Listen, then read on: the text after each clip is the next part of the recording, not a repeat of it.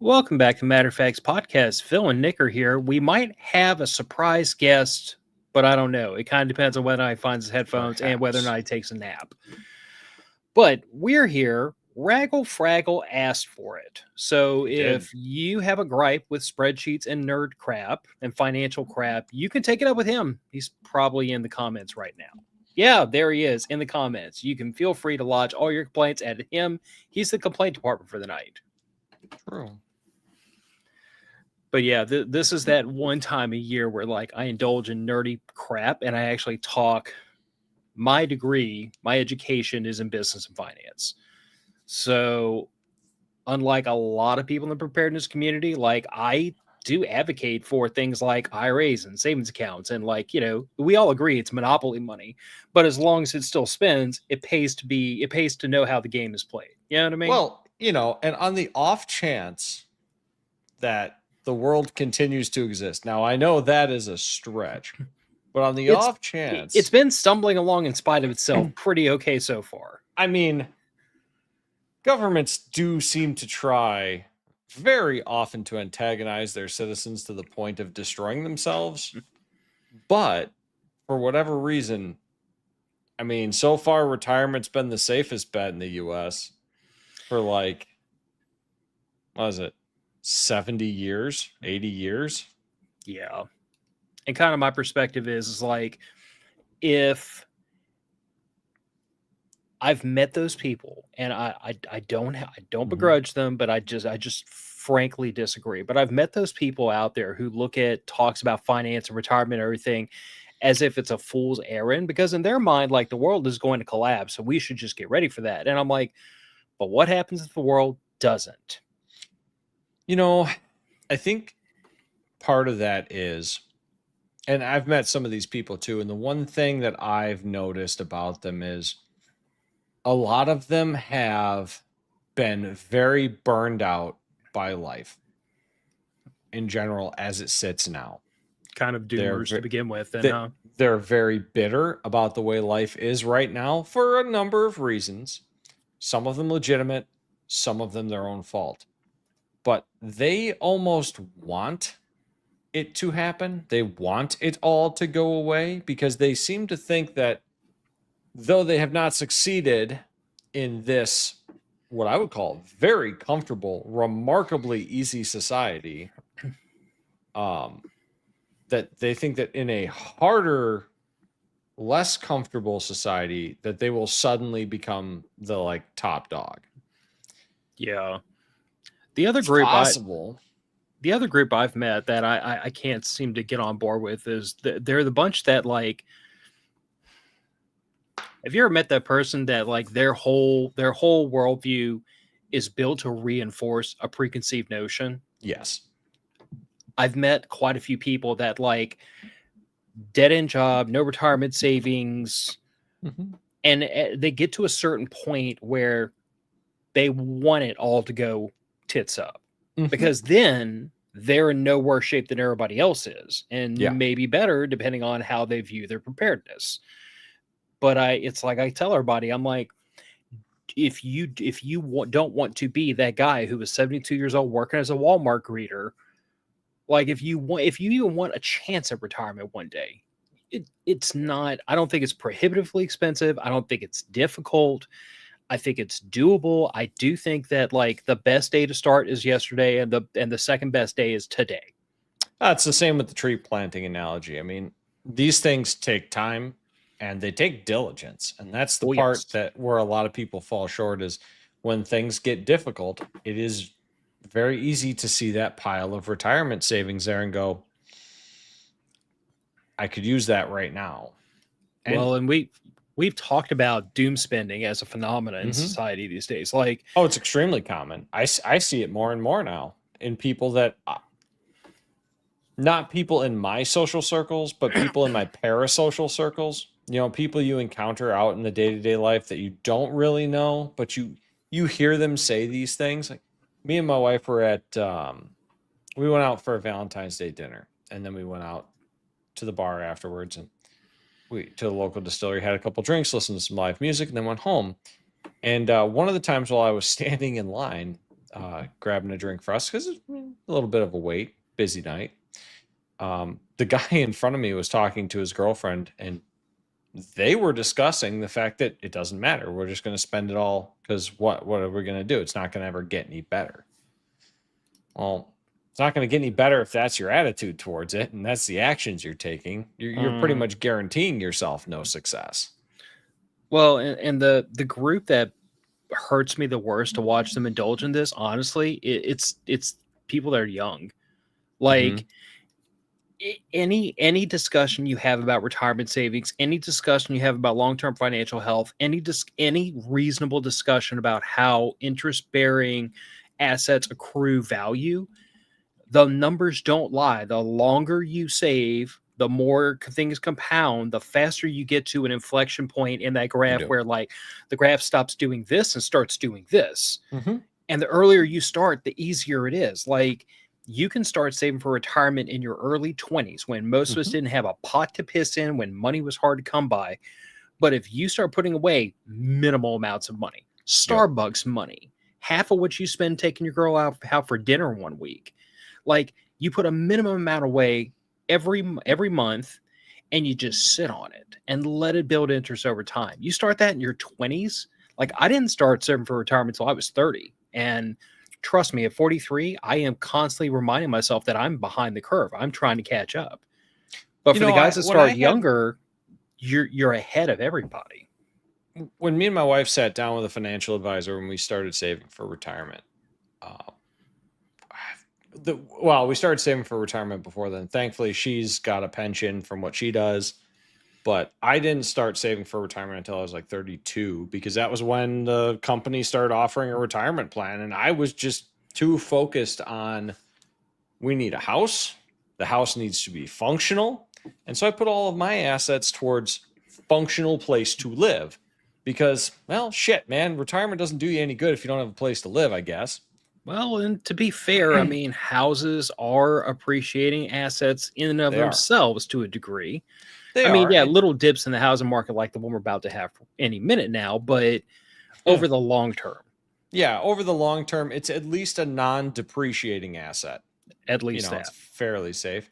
But we had a talk with our financial advisor, the guy that we that runs the plan at my work, so we get a consultation with them every so many months. We can have a free consultation.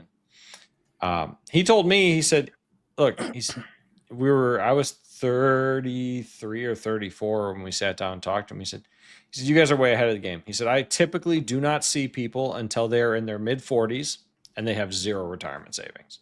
Oof. He said the average person he sees is a 42 to 46-year-old person with no to very little retirement savings. Maybe they hit their employee matching, but no more than that. Is the fact that you're here before your 40s, he said you're kind of ahead of the game, which I thought was good. But it's also that's kind of scary to think about, that a lot of these people are not even considering sitting down with a financial planner until they're in their mid 40s. Yeah, that's frankly alarming. It is, because there's a lot of that stuff that, like, you and I were having a conversation before the show about, you were attempting to build a spreadsheet to math out some of that stuff, and it wasn't quite working out right. But they have these tools already built, ready to go. And if your company has a retirement plan, which they pretty much all do, they're all required to if they have more than, I think, 5 employees where I live now.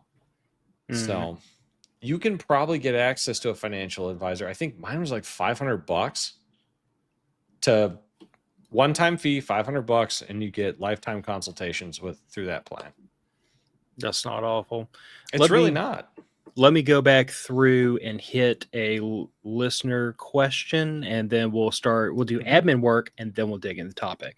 Oopsies. And I got a message from our possible surprise guest who said, send me a link to join. And I had to remind him that he can get into StreamYard all of his own volition. So he's just got to remember how to do it. He should be able to.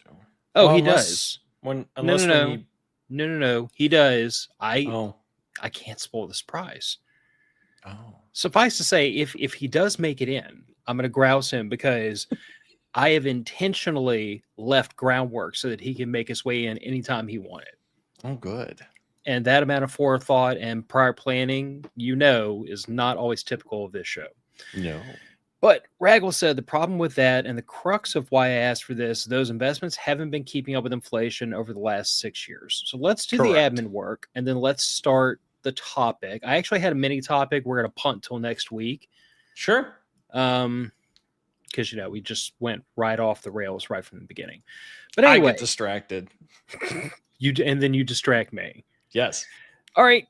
Patrons are in the chat. Patrons are harassing us and haranguing us and promoting bad behavior and contributing to our delinquency, but we appreciate them. They keep the show on the road.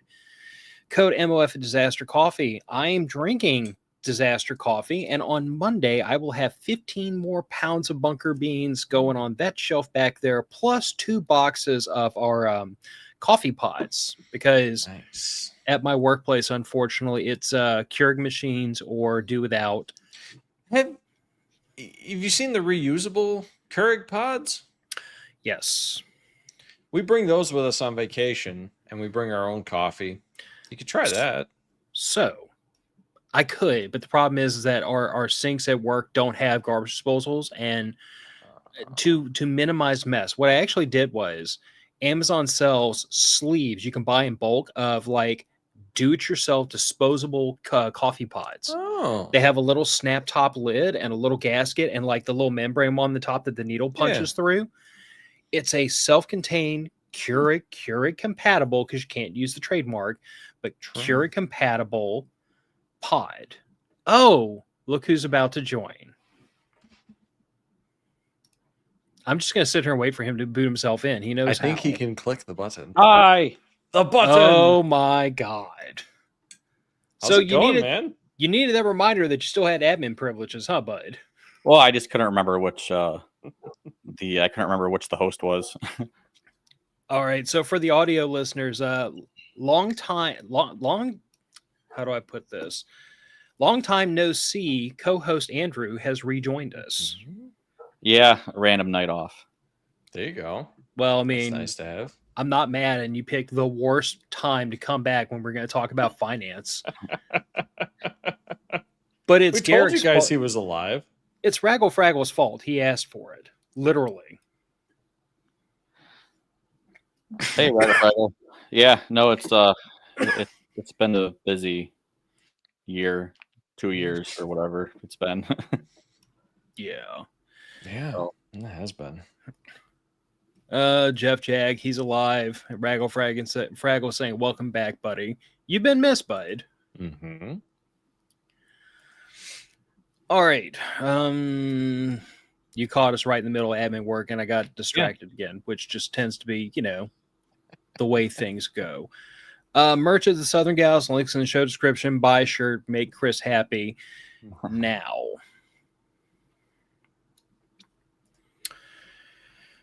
Andrew, I think we told you before the show started, we're talking finance. The title for the episode is Mo Money, Mo Problems. And Garrick originally asked in the vein of like, how do you beat inflation? Which of course meant that my autistic finance nerd kicked in. And I was like, well, you beat inflation by not making dumb decisions, first of all.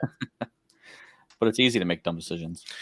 Yeah, but there's fun, dumb decisions. Okay, there's like dumb decisions like smacking your significant other on the butt and running away giggling like a schoolgirl. That's a fun, dumb decision. True. And free. Oh, no, you end up paying for it one way or the other, bud. Some consequences are worth suffering. But that's why it's a fun, dumb decision, because the consequences are fun. And then there's dumb decisions, which is like financing a car for like 96 months at 20% interest, which I built a spreadsheet to illustrate why that's a dumb decision. Mm-hmm. Because y'all asked for it. They did. But before we get into that, we got one banner we got to talk about before we get to discussions about inflation and interest rates and financing on all those sorts of things. So first of all, I have to explain to the listeners what currency is. Mm-hmm. Don't be a smart aleck and say it's money, Phil, because I know that, but that's not the point. So, It's like, propagated by the government. yeah, Well, yeah, it is technically. Yeah. So yes, it is. You're not that, wrong. But currency in a currency in definition form is a medium of exchange. It's like, the old adage I use is that if I have goats and Andrew has chickens and Nick has cows, it obviously he's going to want a whole lot more chickens for his cow because it's a whole bunch of meat and the chicken's a little bitty. You ain't going to trade it one for one. So there's got to be an exchange rate of chickens to cows or whatever. And the problem is, if I don't have enough chickens to buy Nick's entire cow, or if he doesn't want to sell his entire cow, now we're in a situation where like we can't execute the trade because we don't have an equivalent means of transitioning that asset. This is where currency comes into play. Once we all get together and agree a chicken's worth $1 and a cow's worth $100, now it's 100 chickens to one cow, or we just make these little pieces of paper with dead presidents on them, and we can trade that back and forth for assets as long as we all agree, gentlemen's agreement, that the piece of paper is worth the same thing, and we don't fool around. This is, by the way, fiat currency. It's currency that's not backed by anything. See, there was a time in this country and most countries where like your currency either had precious metal embedded in it, or at a minimum, we had precious metal set off someplace on the side, and we only made X number of dollars relative to that amount of currency, that amount of precious metal. So the dollar bill was backed by something. And then at some point in our nation's history, and most nations, they got this wild idea to decouple the currency from the assets. And then that freed them up to just print all they wanted. Whenever they had a new bill to pay, they just print more. This would be like if we all agree that the dollar's worth $1 and 100 of them buys a cow and one buys a chicken. And the next thing you know, Phil's got the Hewlett Packards churning them out because I want to buy more cows. The minute everybody else gets onto the idea that like Phil's got a money tree in his backyard, he's printing dollar bills, all faith in the dollar goes to hell. Mm-hmm. Or let's say I call myself government, so I have the legal right to print as much as I want. So we have $100 in circulation and I print another 100. What do you think just happened to the value of all those dollars? Because I just doubled the money supply. All those dollars are worth half what they were before. Why wouldn't they be? The dollar is only a means of exchange that's ostensibly backed by like the GDP of a country, and if the GDP didn't double but the money supply did, then the assets, the currency is worth half what it was before. I'm not making any of this up. This is just basic supply and demand, and supply and demand does apply to currency, even though people want us to act like it doesn't. Although I would argue that there is an alternate source of backing that the current U.S. dollar is backed by, Phil. Do you know what that is? The threat that we will bomb your country to ash if you snatch your dictator in the middle of the night and blow up your country's heroes' tombstones. Yeah, I mean, it's a little dark, but I can't argue with you because that has kind of always been use the dollar or else. Saddam was going off the dollar, wanted to go off the petrodollar, wanted to start trading oil for gold instead of U.S. dollars. Guess what? Oh, darn, we invaded Iraq because Saudi terrorists from Pakistan. No, it was Pakistani terrorists funded by the Saudis and trained by the CIA blew up towers in the U.S., so we invaded Iraq. Didn't Gaddafi also want to get off the dollar? Stop using the petrodollar? Gaddafi did, and Hillary Clinton decided that he needed a Saddam. Yeah. Yep. Are there any government watch lists I'm not already on? Several. Because I think this might do it if we're missing any. No. Andrew's just going to sit there quietly and watch me like wait until the black van acceptable. Wait until the black van pulls about front to haul me off. Well, look, backing your currency by force, that is a valid way to back it. I mean, you could argue that it's backed by precious metals. I mean, those Tomahawk cruise missiles have got some silver in them, don't they? I'm sure they do. Probably some gold plating on the electrical contacts too. Mm-hmm. There you go. It's roundabout precious metal backed currency. But mostly it's the high explosive, I'm pretty sure, that's backing the currency. Yeah. Anyway, so does anybody want to talk about currency before I get to the turbo nerdy part of this show? Cryptocurrency is not currency. It's unregulated securities. And I will not be dissuaded from that. That's it. That's all I got. See, they're not currencies. They're unregulated securities. I understand what Bitcoin was going after in theory. Yeah, but it didn't do it. The inherent problem I have with Bitcoin is pretty much the inherent problem I have with like most non-hard assets. Mm-hmm. Like we started off by basically saying that like, you know, this is all monopoly money. It's all fiat currency. It's all ones and zeros in a computer someplace. And if the world goes to the moon tomorrow, it's all gone. Bitcoin's just like that. But in the interim, as long as everyone agrees it has value, I mean, if you want to put a couple of bucks into it and ride the roller coaster, go for it. I'm just going to ask that you do with Bitcoin like I recommend you do with everything, and diversify your portfolio and do not stick all your money in it. Look, you can trade Rembrandts too, but it's not it's not necessarily an agreed upon means of exchange. Look, the reason why I call cryptocurrencies a security instead of a currency is because there is no agreed value of those currencies. There isn't. That's why the price fluctuates so wildly. Mm-hmm. Yes, the dollar fluctuates in value a little bit compared to other currencies, but percentage-wise, way lower than the fluctuations you get in crypto. Yeah. Well, it's also worth pointing out that like the value of crypto and the value of all your stocks, it doesn't go up and down by like the value. Okay. Apple. Mm-hmm. Apple's stock price today and tomorrow and the day after is not going up or down based on the value of that company in the moment. It's kind of the tail wagging the dog. It's speculation on the anticipated value of the company driving the stock up and down. And because it's a publicly traded company, the stock going up and down that wildly does influence the valuation of the company. But it's not as if the company that was churning out iPhones yesterday, if the stock loses half its value, it's not like the company lost half of its value.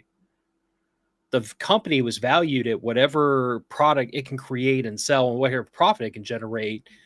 It's the speculation on what the company might do over time that drives its stock value up and down. And I think people like really get that confused with the company's worth based on the stock value.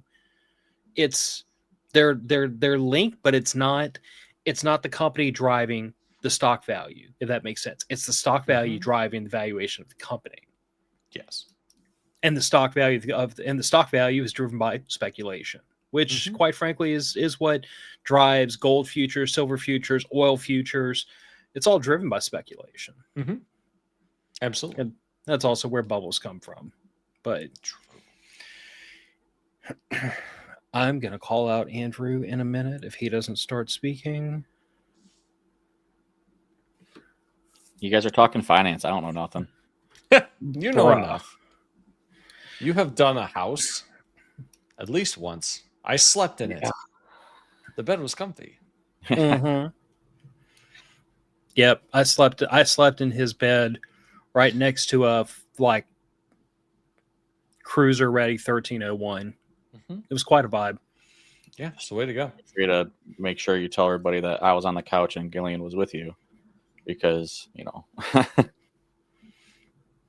I mean, I wasn't. I was going to tell everybody you and I shared a bed, and I was the big spoon, but you ruined that. Thanks, bud. Yeah, no problem. It's to be expected.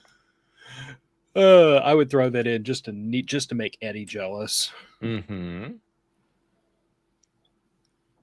All right, so let's get to the part of the show that's going to put everybody to sleep, or someone might actually find this interesting. So in the past, like I've gone on my rants about interest rates and financing and blah blah blah blah blah blah blah. We've done all this before, but this time I had a really stupid idea.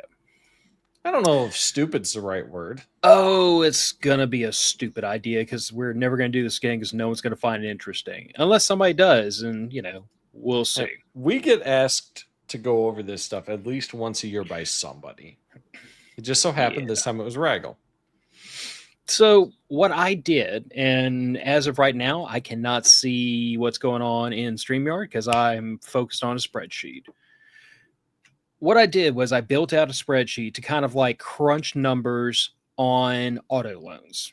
And this is really tailored towards auto loans, but the math, it works out the principles work the same on anything. It's just going to be longer terms. See, So Raggle likes spreadsheets. Does Raggle like spreadsheets? I can't see what he's saying. Spreadsheets. Yeah, fair warning for all those involved. I am a gigantic spreadsheet nerd. I have been since before college, and it's not getting any better over time. But anyway, so what I have here is I just dumped some numbers in, $50,000 principal, 7% interest rate. This is ostensibly like your average new car loan right now, about 50 grand. 7% is about the prime credit score, the prime interest rate if you have a perfect credit score. It's 7% now? I mean, we could take it down to 5.5 if you want. No, that's fine. Leave it at 7. I just didn't realize it was that high. Oh, it goes higher. Oh, no, I know. I have heard of up to like 36% car loans. The worst I heard of was 29.9, and we'll do that here in a minute. But anyway, so these are the numbers that y'all need to pay attention to. This principal, this interest rate, and this is a wild card because I have to actually plug this in real time to make the math. Mm-hmm. So the way this works is that you start out with your $50,000 in principal. You make your payment. This much is interest. This much is principal paid. And this is your first month and second month and third and fourth and so on and so forth. So if we drag this out to 60 months, which is a 5-year auto loan, you can see right there is where the principal remaining drops down like $4.30. And I'm just not pissing around with the pennies to try to make this go to zero because it's not going to perfectly. But anyway, so 5 years, $990, that pays your interest, that pays off all your principal. This gets you back down to zero, and you own the asset, and you paid $514.50 over the life of this loan. Follow me so far, boys? Yep. So now here's the thing. There's a couple of numbers we can play with here, and I will let you two tell me how y'all want to play this game. Either we jack around with the principal or we jack around with the interest rate, and then either one of these means I have to toy with this, and we'll keep this at a 5-year loan. Or I can show y'all how catastrophically stupid of an idea it is to stretch this loan repayment out further and further and further, and what that does to your monthly payment and how much interest you wind up paying over that longer span of time. So how you want to play this game, responsibly or stupidly? Oh, stupidly. Stupidly. Okay. So how stupid do you want to get? Because this spreadsheet goes all the way out to 96 months. The worst auto loan I've ever heard of was 36% for 7 years. Okay. 36%. Now, I can't confirm that that's real, but one of the guys at the dealership that I've bought vehicles from has told me he's seen a 36% car loan for 7 years. We're going up, so we need, what was that? Bear with me. I got to put in stupid numbers to make this. Oh, you do. Okay, now we're getting somewhere. 1650, 1640, 1635. Now we're getting close. 1636, 1637, 1636, 50 maybe? Yeah. Okay, that's probably about as close as I'm willing to try to get this. So 7-year loan repayment, 84 months, $50,000 principal, an average used car, not even a really expensive one, 36% interest, which is higher than I've ever heard of. Like I said, no proof that was real, but I don't think the guy had a reason to lie about it. Yes. Well, total your interest paid. More than the vehicle was worth. Mm-hmm. Now, understand how this is working. So we start out way over here back at month 1. And the way this works is that basically you have this monthly payment, which it then has to calculate interest based on, which is based on your remaining principal. And technically, most of these loans don't re-amortize every month. They re-amortize every year, but I'm not effing around with the spreadsheet enough to try to make it do that. So y'all just got to live with this as an example. But based on the amount of interest calculated at that interest rate off of this principal, this is all that you're paying against the principal in month one is $136.50. And this is lesson number 2 on top of stretching out loan payments is dumb. Your first month, your first payment, this is all you paid towards principal. You paid $1,600 in change, mortgage money, and you paid $136.50.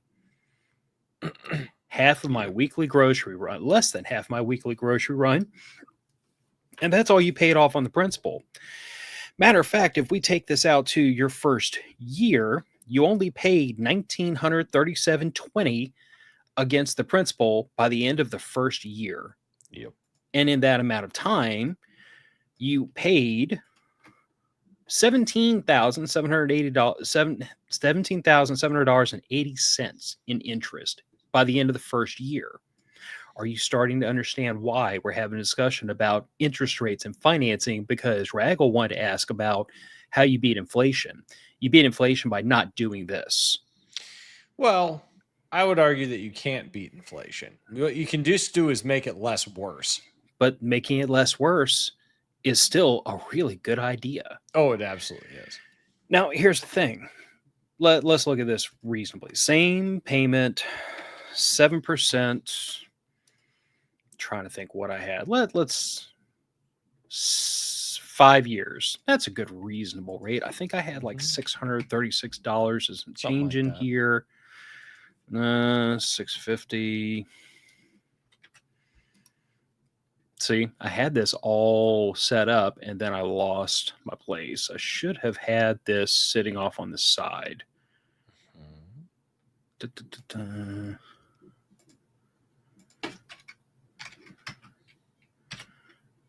Okay, now I have screwed something up. Oh no, we broke it. Yeah, we broke something.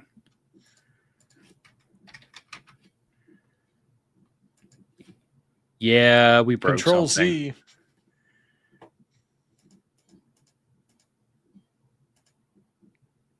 Keep going.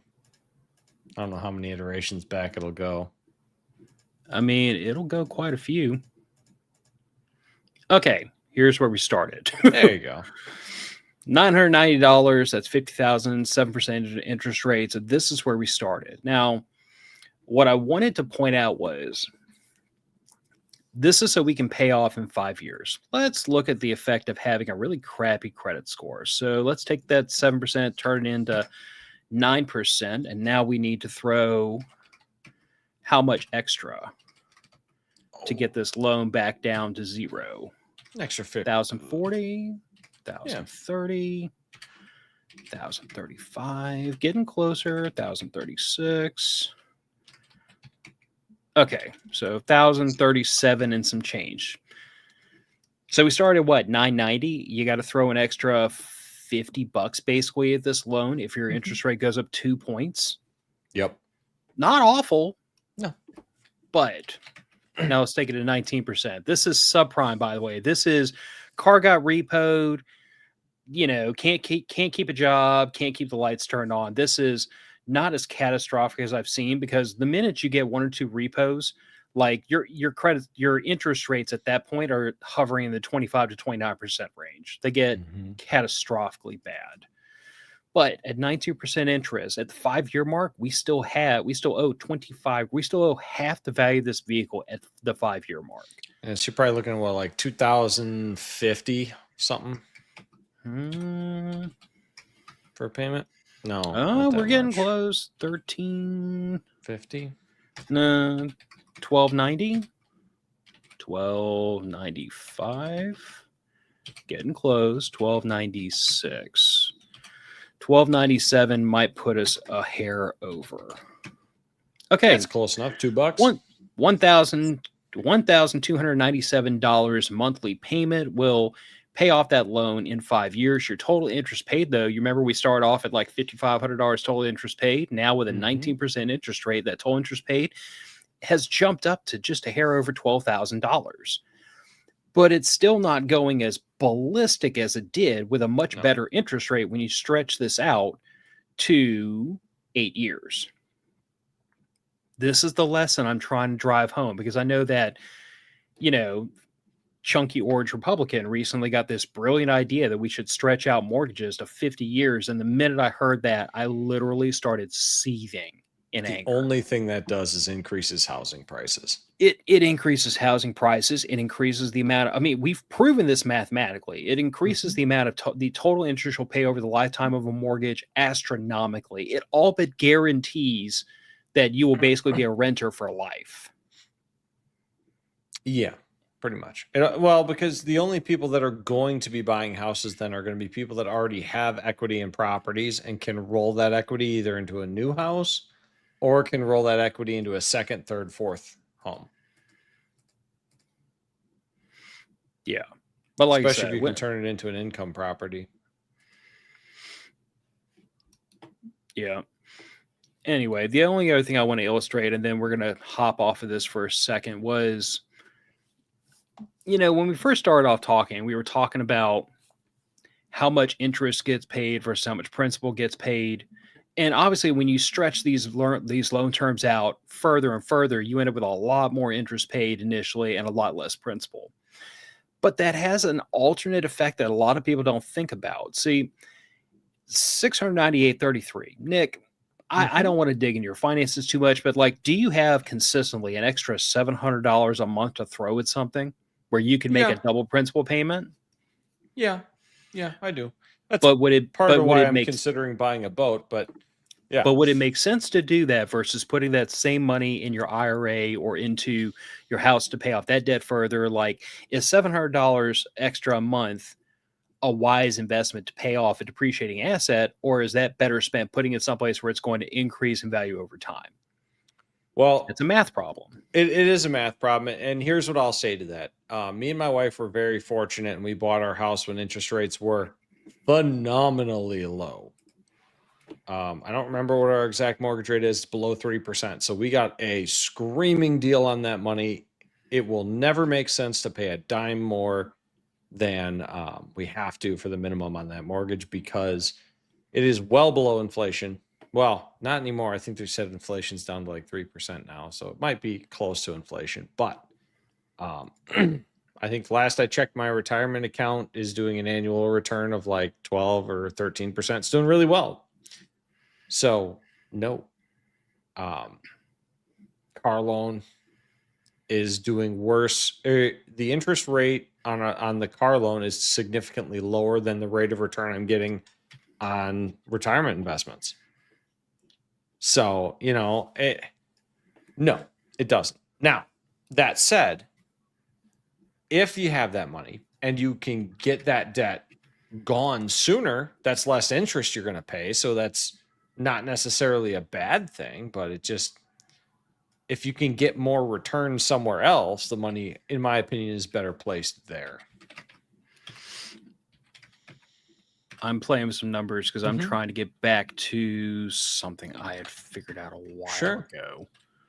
But there's a lot to be said, and maybe Andrew can chime in on this, for having the lack of stress from not having that debt hanging over your head.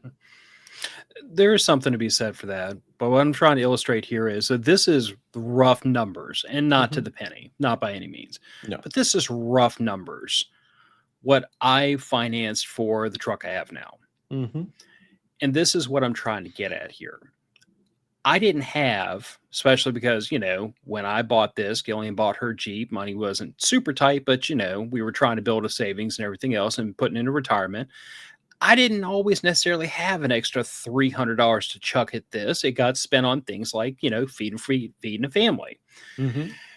But you don't have to double this $377 a month car payment. All you have to do is throw an extra $50 or $100 a month consistently at this. And now, what's $50 on top of $377? That's $422, I think. Yeah, $423.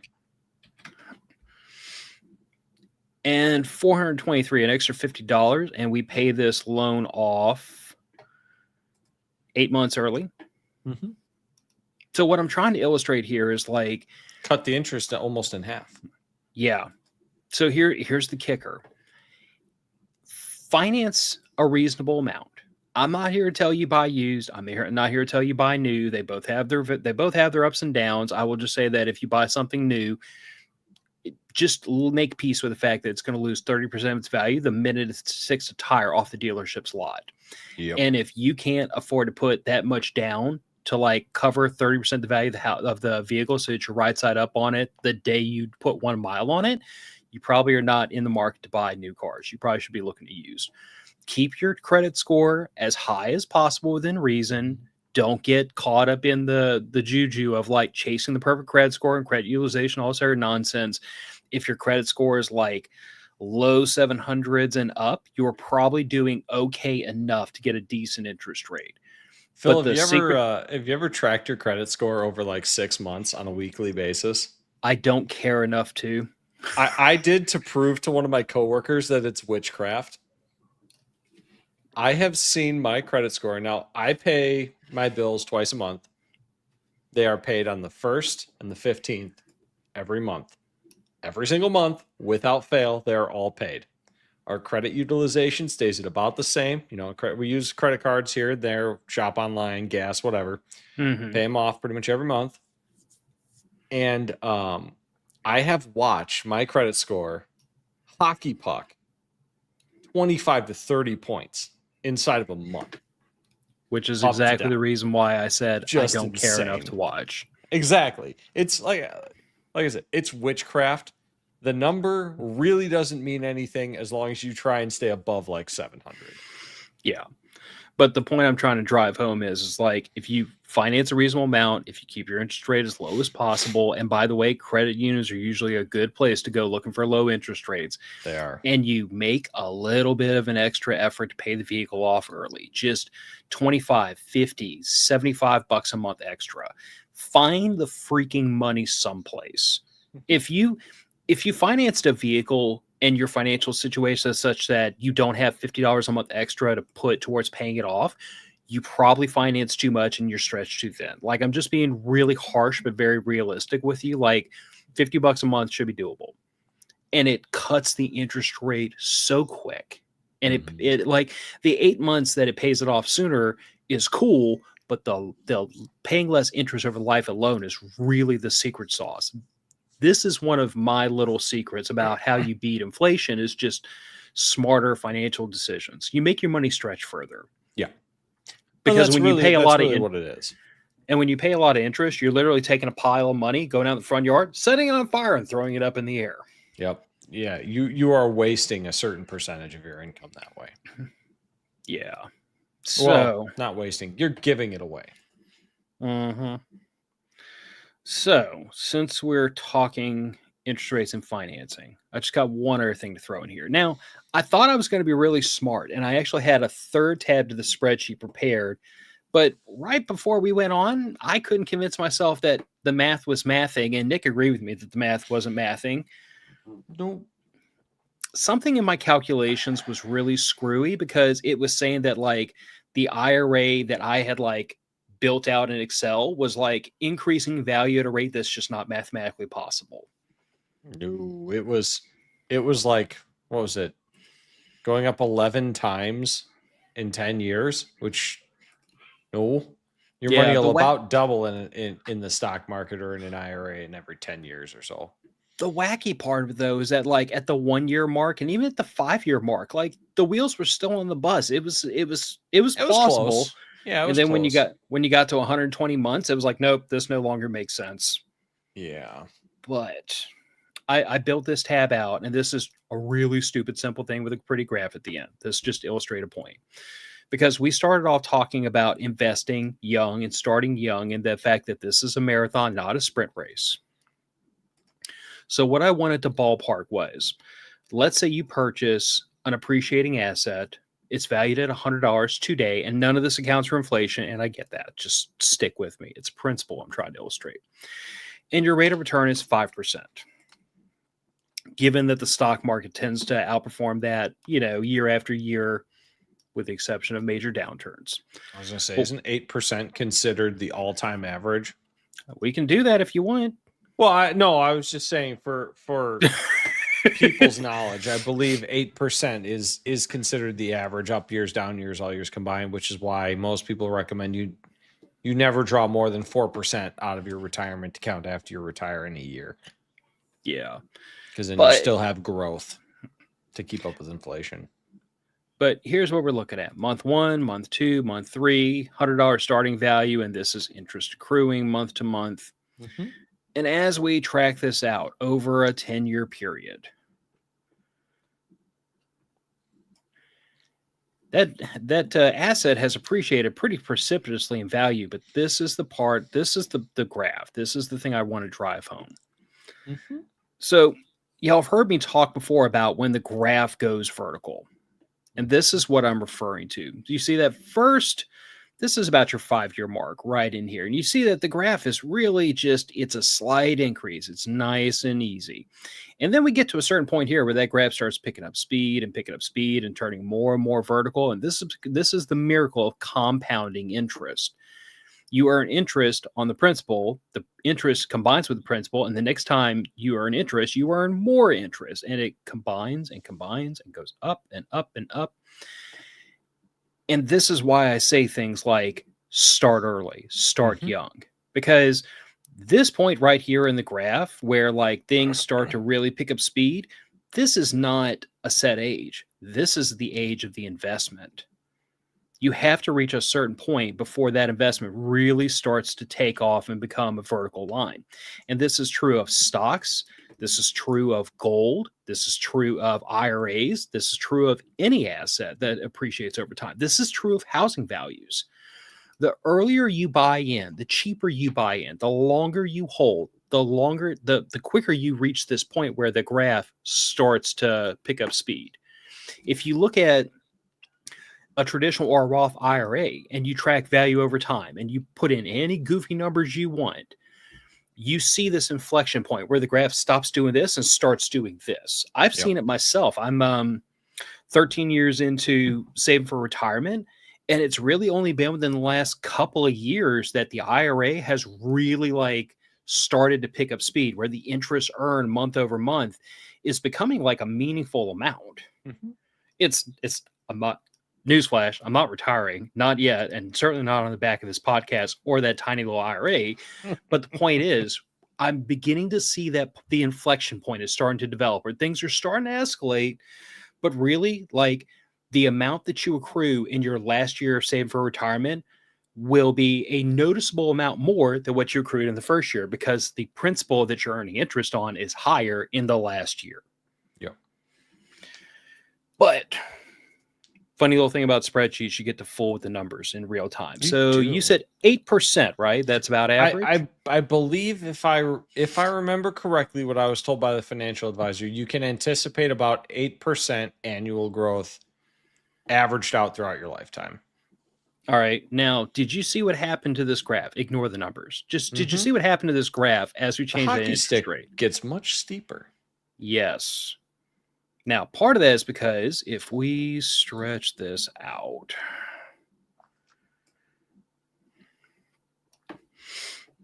matter of fact, I'm going to do this, and I'm probably going to hate myself for it. Yes, I hate myself for it. But for y'all, graph. Yeah, but for y'all, I will monkey around with this a whole bunch in real time. So you see here, admittedly, this is kind of goofy at this point, because we're trying to model a very large graph in a fairly small window. I think your math got wonky again. Yeah, I think it got wonky too. It did, because it suddenly is up to $1 million, and that's not right. No, it's not right. But the trend is not wrong. No, the trend is not wrong, but there's something screwy going on with your math. Yeah, by the way, this is exactly what happened with the other tab, was that the numbers just went berserk at a certain point, and I couldn't justify why it was doing that. And the weird part is that I'm really good at spreadsheets, and I've double checked my math and the formulas 3 times, including at 7:29 Central right before we went on. And I still can't figure out like what I'm overlooking. Floating point error? Um, Because I know that's a thing you get in spreadsheets every once in a while with maths. I'll be honest with you, bud. I suspect about 5 minutes after we hang up, I will probably look at it and be like, "Oh, Phil, you're a moron." But Oh, well, at least you'll figure it out eventually.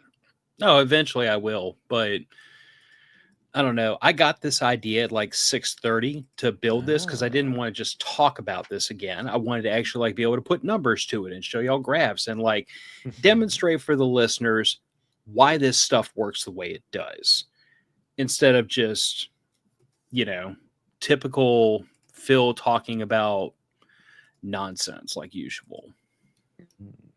I wouldn't call it nonsense.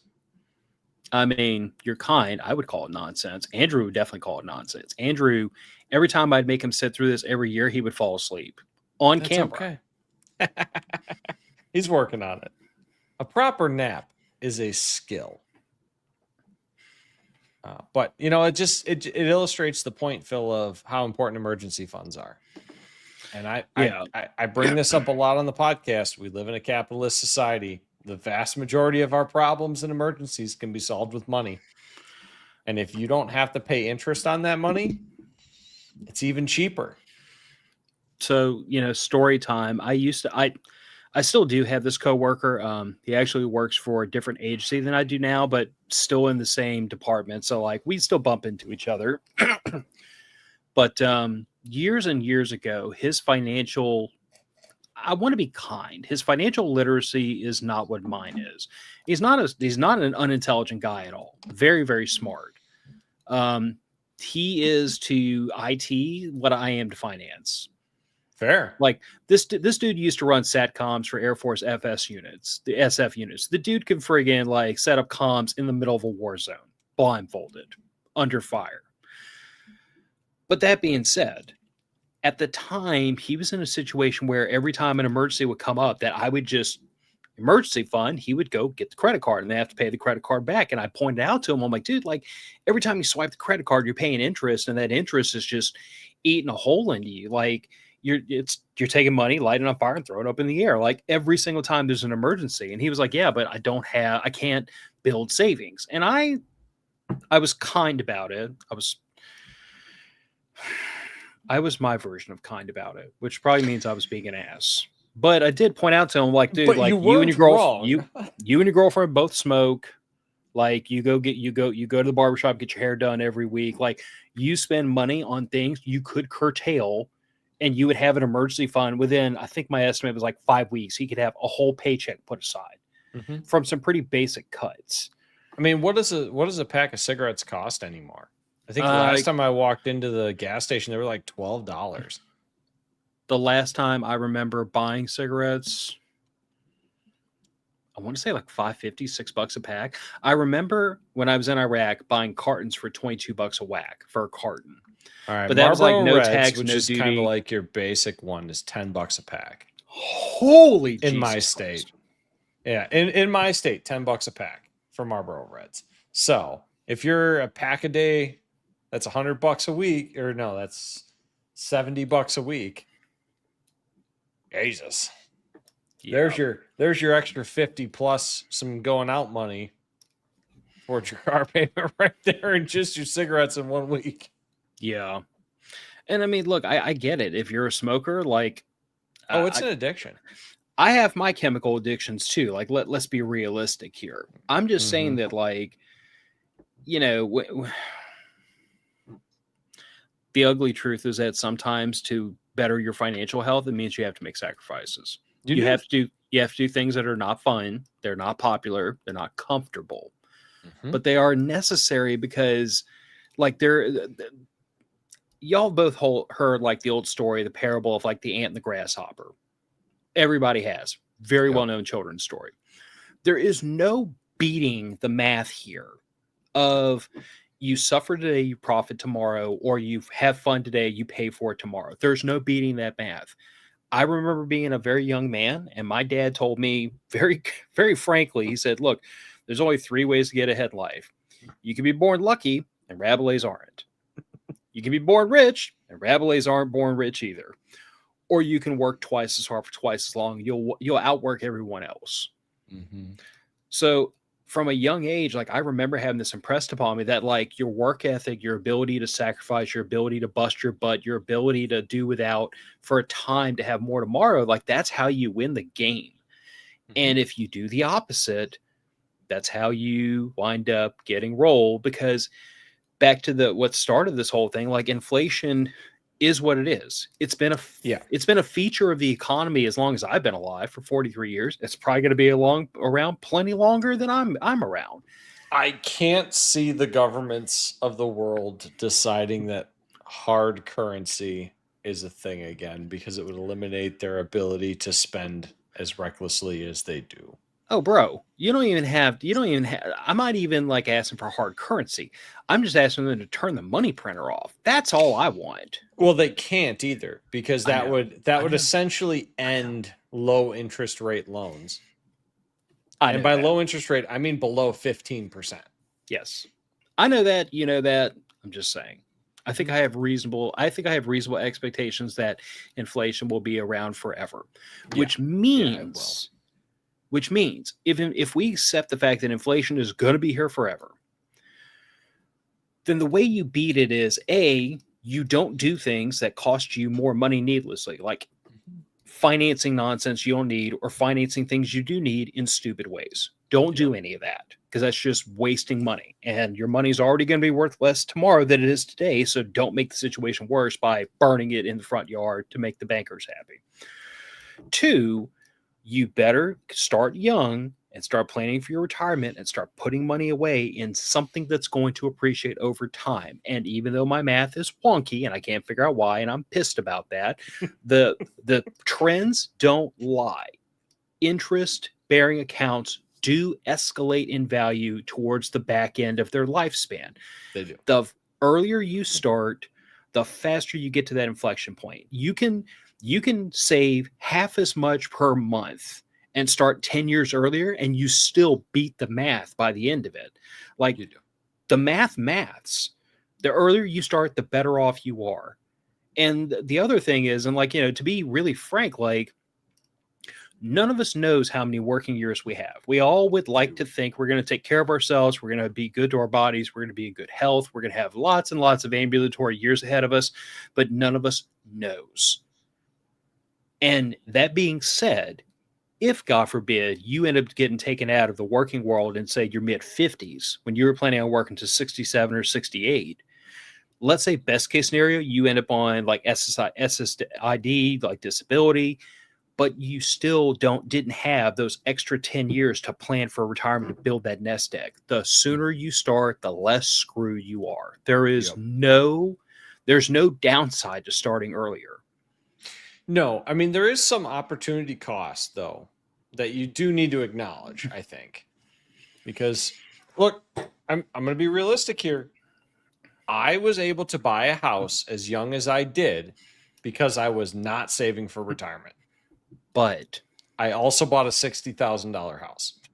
But you also have to acknowledge the fact that I consider homeownership to be an investment in and of itself. Oh, it absolutely is. It is an investment in and of itself.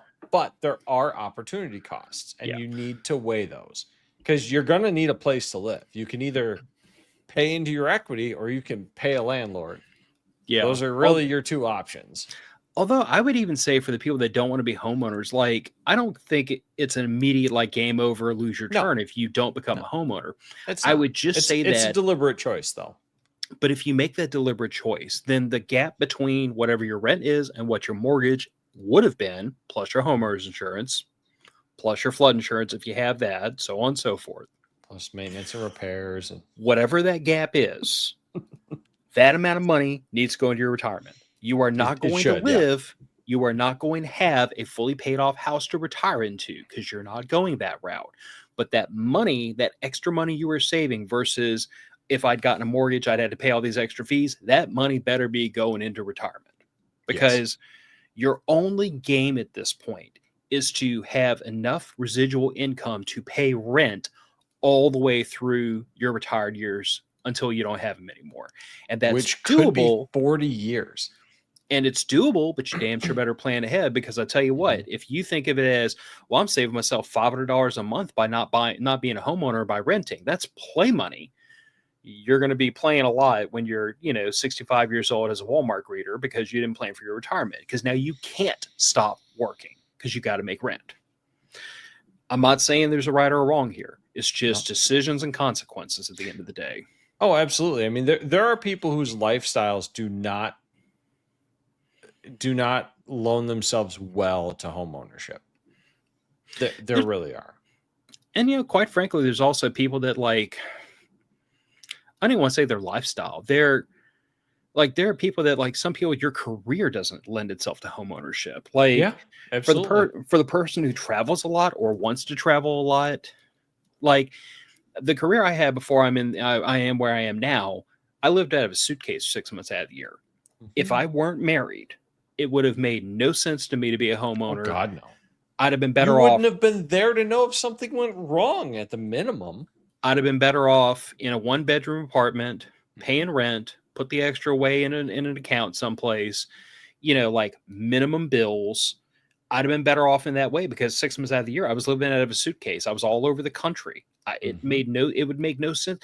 And that's not even getting into the part of like having pets or having this or that or something that depends on you all the time. Like, that's just too much baggage for me to not be able to carry around with me.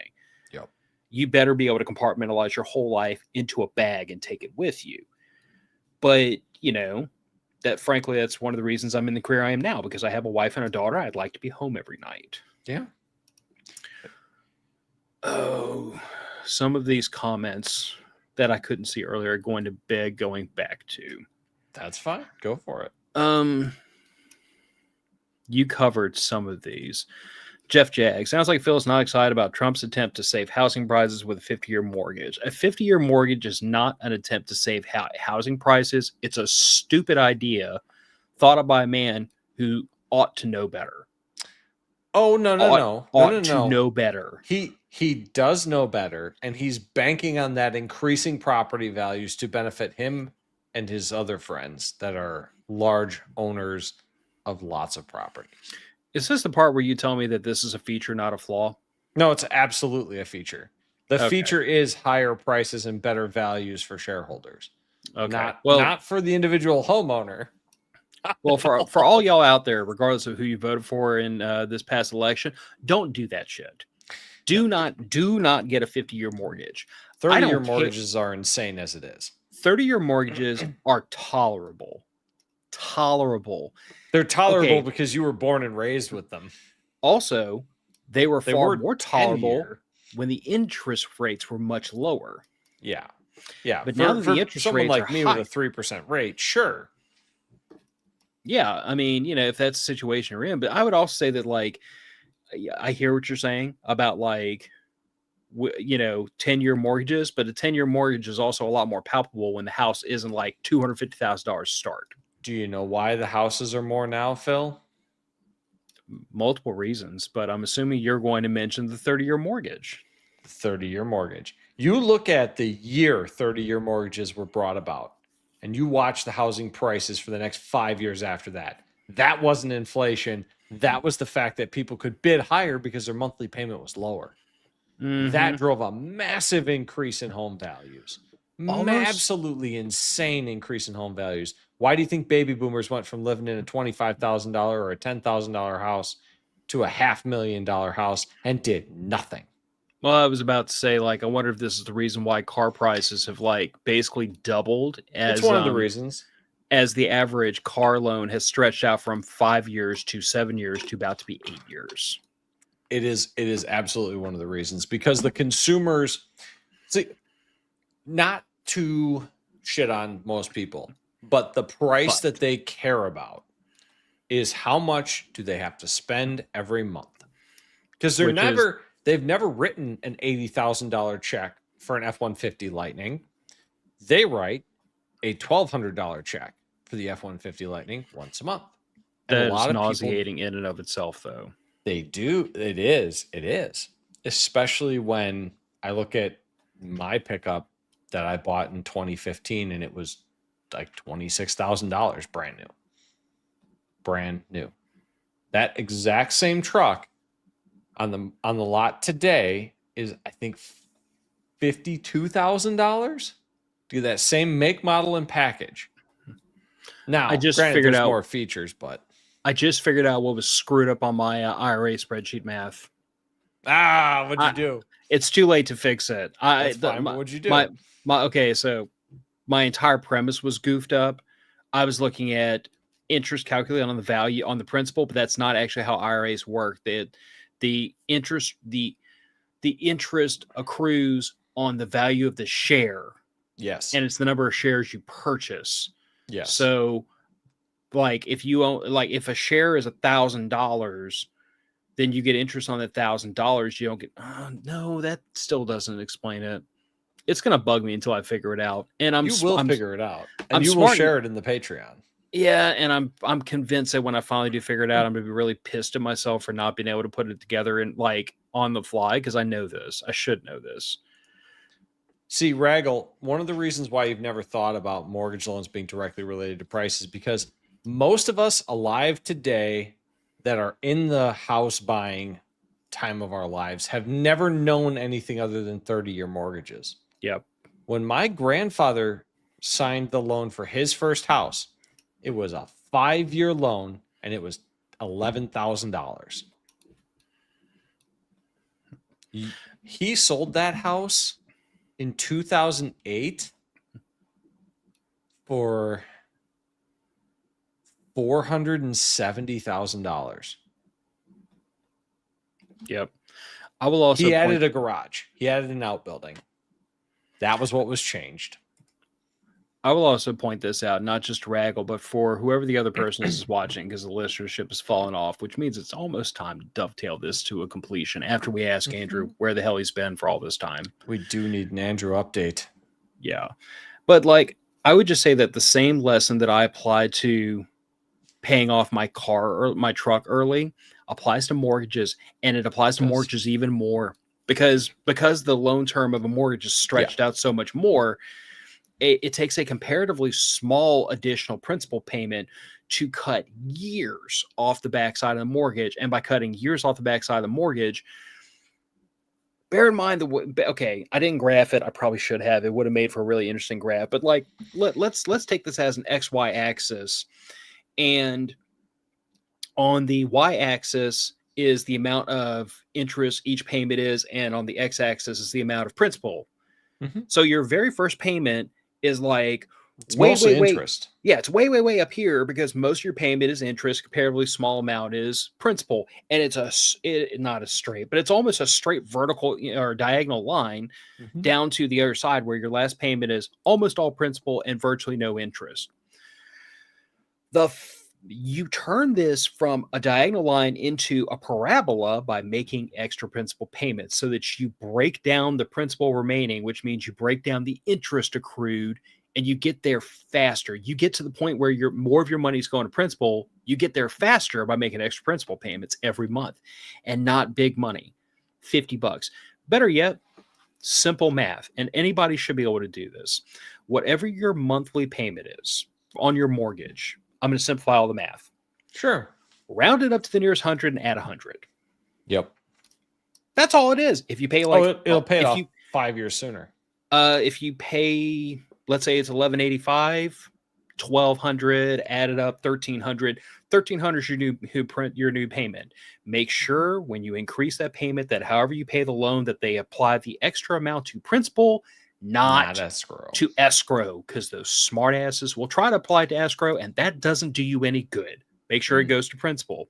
Now, the trick here, I did the math personally on my own mortgage, and by making that extra principal payment, which I don't really want to disclose because I don't remember it off the top of my head, but I do the same thing. Round it up to the nearest 100, add 100. I've been doing that for years. And every time the mortgage goes up or down a little bit because the escrow amount changes, I apply the same formula. Round up to the nearest 100, add another 100. I will pay this mortgage off if we just ride it out and stay the course 7 years early.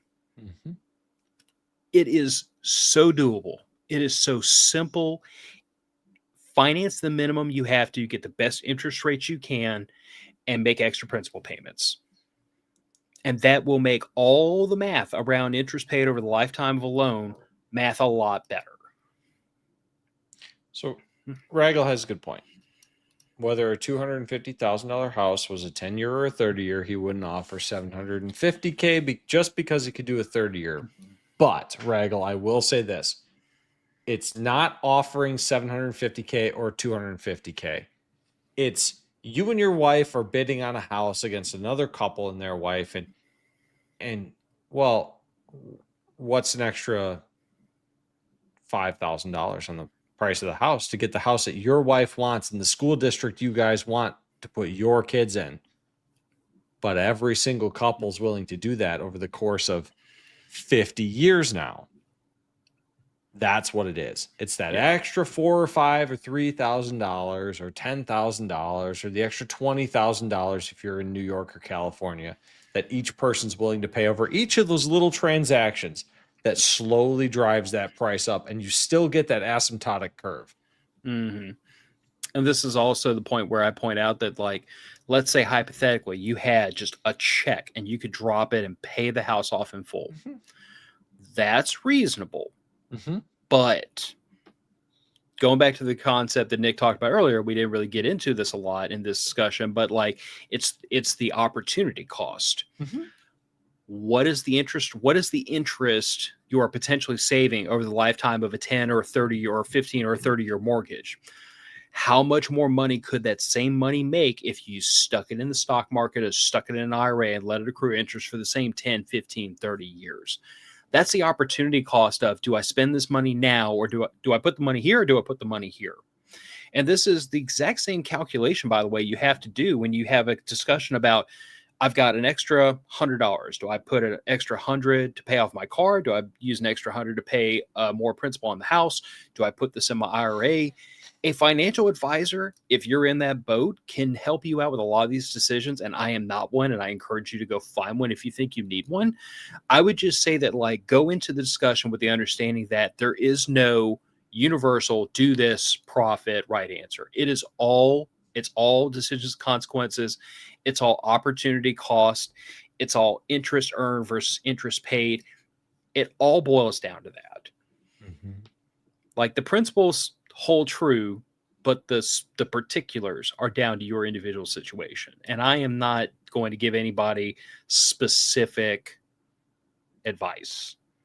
No, we can't. Unfortunately, there are way too many particulars to anybody's situation to give specific advice, but the general trend of advice is usually fairly safe. Yeah. More money, no problems. Don't make dumb financial decisions. That's going to put you a lot further down the road of beating inflation than getting rolled by it. Mm-hmm. Now, so Andrew, we need an Andrew update. I've been getting Andrew South updates. America?